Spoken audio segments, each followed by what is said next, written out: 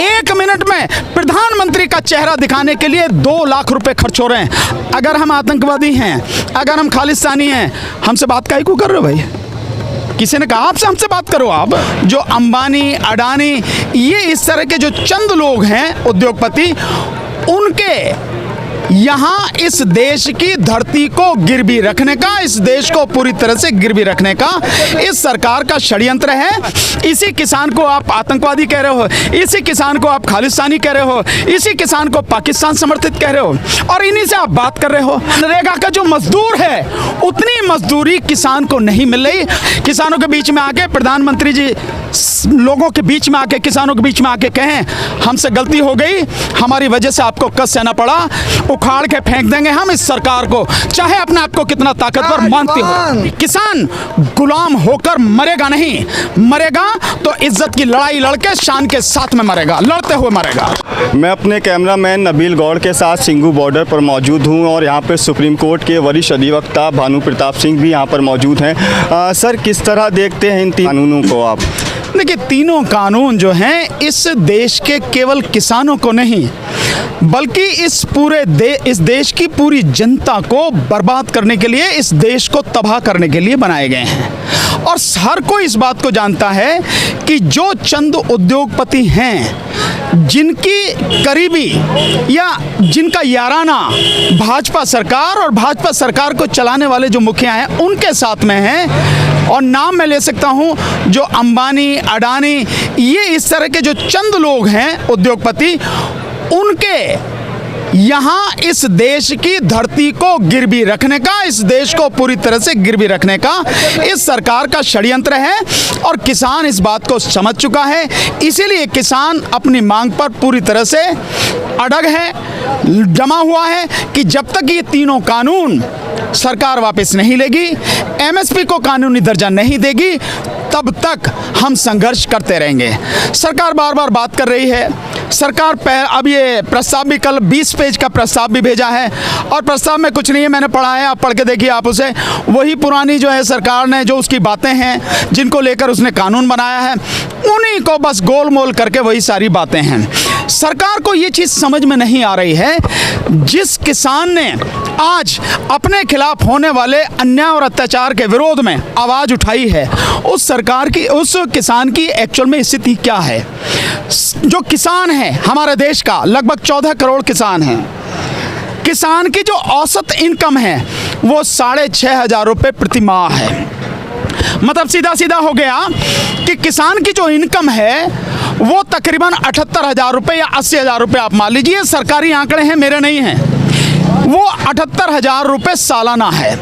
इसको अगर थोड़ा सा बाइफरकेट करें तो आपको पता लग जाएगी कि जो किसान पंजाब का है, जो किसान हरियाणा का है, उसकी इनकम थोड़ी सी ज़्यादा है। यानी पंजाब का जो किसान है उसकी सालाना जो महीने की आय है वो 18,000 साढ़े 18,000 के लगभग है, और जो यहाँ का किसान है आपका हरियाणा का, उसकी तकरीबन 14,000 रुपये के लगभग महीने की उसकी इनकम है।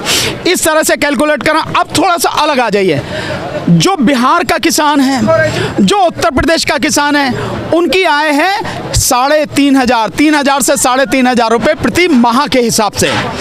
और 17 राज्य, हमारे देश में 17 राज्य ऐसे हैं जिन राज्यों में किसान की इनकम 1,200 रुपये प्रति माह भी नहीं है। इसका मतलब ये होगा कि सालाना उस किसान की इनकम, जो 17 राज्यों के किसान हैं, वो 15,000 रुपये सालाना नहीं है। अगर मैं सरकार की बात करूं, आप इसको समझें, आप सरकार कहती है जो मनरेगा में जो उनको मजदूरी देने की बात है वो 200 रुपये एक दिन के सरकार ने रेट तय किया। आप 200 रुपये से 204 रुपये के लगभग किया, पर मिनिमम 200 रुपये मान लीजिए कि एक दिन के सरकार मनरेगा में काम करने वाले मजदूर को 200 रुपये देती है, और कहती है कि 100 दिन के लिए काम। अगर 100 दिन मनरेगा में काम मिल जाए, मैं उसकी बात करूँ, मिलता नहीं है, अगर मिल जाए और 200 रुपये प्रतिदिन उसको मिल जाए तो उसको कितना मिल गया? उसको मिल गया 20,000 रुपये एक साल में। और 11 राज्यों में जो किसान हैं, जिसको आप किसान कह रहे हो, उसकी आमदनी कितनी है सरकारी हिसाब से? 17 राज्यों में उसकी आमदनी है 15,000 रुपये। यानी मनरेगा का जो मजदूर है उतनी मजदूरी किसान को नहीं मिल रही। और आप कह रहे हो कि किसान जो है भ्रम में है, किसान को गुमराह किया जा रहा है, किसान बेवजह आंदोलन पर उतरा हुआ है। इसी किसान को आप आतंकवादी कह रहे हो, इसी किसान को आप खालिस्तानी कह रहे हो, इसी किसान को पाकिस्तान समर्थित कह रहे हो, और इन्हीं से आप बात कर रहे हो। और जब बात कर रहे हैं तो इस बात को मानने की भी हमसे गलती हो गई।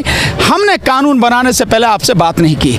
सरकार की ईमानदारी अगर है और सरकार चाहती है कि इस देश का भला हो, तो सबसे बढ़िया उसके लिए रास्ता ये है, बिना किसी शर्त के, बिना कोई समय गंवाए यहाँ आए सरकार, और उसके आने से पहले संसद का विशेष सत्र बुला के, लोकसभा में पास करा के, राज्यसभा में पास करा के ये जो तीनों कानून हैं इनको वापस करें, राष्ट्रपति के साइन करवाए, जो एमएसपी है उसको कानूनी दर्जा दे, और उसके बाद में यहाँ नोटिफिकेशन करा के दे। किसानों के बीच में आके प्रधानमंत्री जी लोगों के बीच में आके, किसानों के बीच में आके कहें हमसे गलती हो गई, हमारी वजह से आपको कष्ट सहना पड़ा, हमने तीनों कानून वापस ले लिए, एमएसपी को कानून बना दिया, ये रहा नोटिफिकेशन। ये है ईमानदारी, यही सरकार को करना चाहिए। और सरकार ऐसा नहीं करेगी तो चिंता न करे सरकार। मैं आपके माध्यम से और किसानों के माध्यम से कह रहा हूं, अगर सरकार इन कानूनों को वापस नहीं लेगी, एमएसपी को कानूनी दर्जा नहीं देगी, तो सरकार को जाना पड़ेगा। उखाड़ के फेंक देंगे हम इस सरकार को, चाहे अपने आप को कितना ताकतवर मानते हो। ये चीजें समझनी पड़ेगी सरकार। आप देखिए, मैंने अभी आपको किसान की स्थिति बताई, इसके दूसरे तरफ आप देखिए, जो किसान, हमारे देश का जो औसत आय उसकी कितनी बताई मैंने? 6,500 रुपये महीने, मतलब ये है 78,000 रुपये साल के। और हमारे माननीय प्रधानमंत्री जी के प्रचार पर, उनके विज्ञापन पर, जो उनका चेहरा आप देखते हैं ना, जगह जगह फोटो लगे होते हैं, पेट्रोल पंप पे देखते हैं, इस पे जो खर्चा हो रहा है 2014 से 2 लाख रुपए प्रति मिनट के हिसाब से हो रहा है। 1 मिनट में प्रधानमंत्री का चेहरा दिखाने के लिए 2 लाख रुपए खर्च हो रहे हैं। और किसान की इनकम क्या है? औसतन इनकम एक साल में 78,000 रुपए। आप इसका अंतर समझ रहे हैं? प्रधानमंत्री को घूमने के लिए 10,000 करोड़ की कीमत का एक जहाज खरीदा गया। इस 10,000 करोड़ में 10 राफेल विमान आते, 10 राफेल विमान, जिससे देश की सुरक्षा होती है। प्रधानमंत्री जी पर प्रतिदिन जो खर्चा हो रहा है 3.5 करोड़ रुपए खर्चा हो रहा है। प्रधानमंत्री की सुरक्षा के लिए 600 करोड़ रुपए का बजट है। आपको नहीं समझ में आता कि जिस देश में जो है 3 लाख लोग हर साल भूख से मर जाते हैं, जिस देश में 40 करोड़ लोगों को रात को रोटी नहीं मिलती खाने के लिए, 2 वक्त का खाना नहीं मिलता, जिस देश में 25 लाख लोग प्रदूषण से मर जाते हैं, जिस देश में हर 2 मिनट में एक व्यक्ति आत्महत्या कर रहा है, उसमें किसान भी है, उसमें मजदूर भी है, उसमें बेरोजगार युवक भी है, उसमें पढ़ा लिखा छात्र भी है।